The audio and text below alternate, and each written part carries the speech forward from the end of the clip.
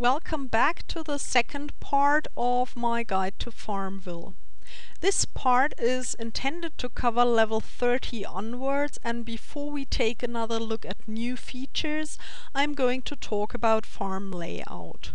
I have already mentioned in the first part that it makes sense to trap your farmer and use some functional buildings for animals and keep profitable animals and trees for collectibles. You should also try to expand your farm to the largest possible size as soon as you can.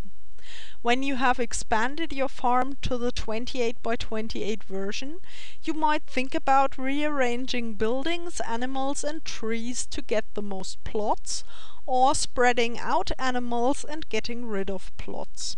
Beauty is very subjective, of course. Some people think their farm only looks good when they arrange their plots so that it looks like their farm has hills, but they can't be worked on with vehicles anymore.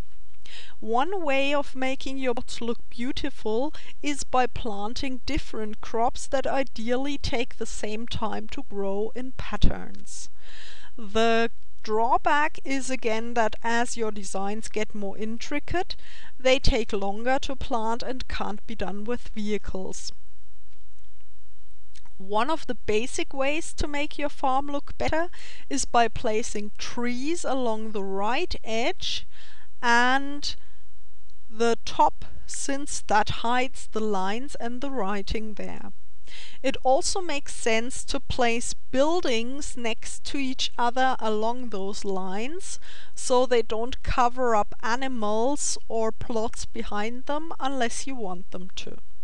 With animals like calves, chickens, foals and sheep, you can arrange them in different patterns or just try to mix them up and make your farm look more colorful. I like my calves mixed up and close together, but a friend of mine told me he thinks it looks way too crowded for him. If you like to give your animals more room, you lose some profit. But you should like your farm the way it is, so don't make too much of this and keep them the way you like it best. Another way to make your farm look different that doesn't cost much is by using the different backgrounds you can choose at the market in the Farm Aids Other section. A snow blanket may be a nice change for the winter, or you can make your farm look like a beach or a desert.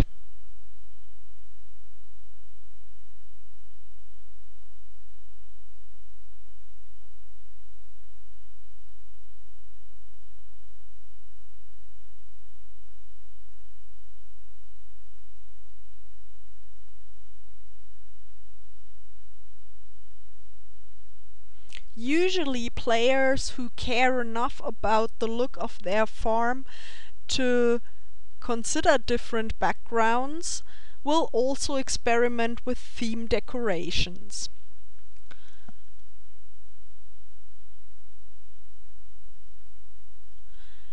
You don't need to buy farm cash items and buy everything that gets released for a theme.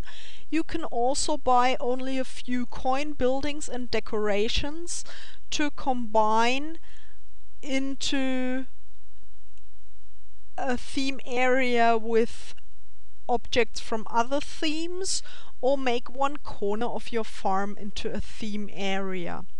For practical reasons, it is a good idea to keep work on harvesting, plowing and seeding to a minimum for each turn if you still want to progress fast, and plant new crops several times a day.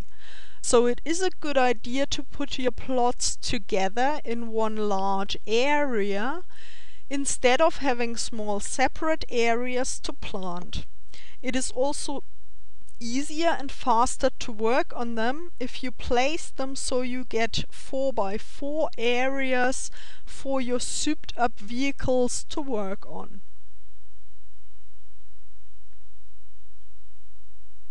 I have 27 times 12 plots at the front of my farm, and the plots area extends almost all the way to 28 by 12 plots on the left.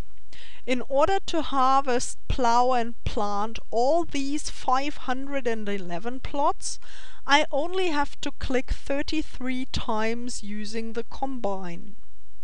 As long as 2/3 to 3/4 of your farm are still covered with plots, you should have a quite productive farm. If you are still prepared to plant and harvest several times a day, you will probably overtake all your neighbors sooner or later.